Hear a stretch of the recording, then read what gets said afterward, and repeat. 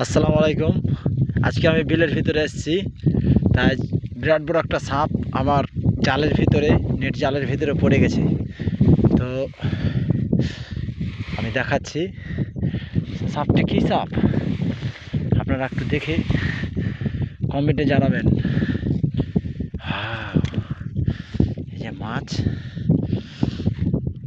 কি সুন্দর সুন্দর মাছ উঠেছে। এই যে দেখুন সাপ, এই দেখুন সাপ, এই দেখুন সাপ,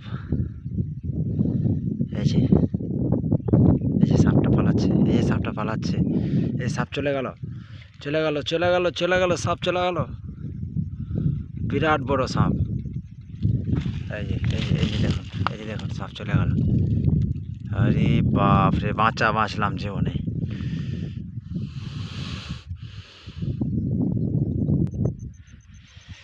এতক্ষণ সাপ টাপের ভিতর থেকে এই মাছগুলো আমি বের করলাম। আপনারা তো দেখতে পাচ্ছেন সেই মাছ। এই যে দেখুন, একটা কিন্তু খোয়াই মাছ আছে, খোয়াই মাছ। আপনার কিন্তু দুম নাই, সেই মাছ কিন্তু। এই মাছ কিন্তু অনেক খাইতে স্বাদ লাগে, প্রতিবন্ধী মাছ, অনেক স্বাদ লাগে। এই যে দেখুন আপনারা খলছে, কত বড় বড় খলছে।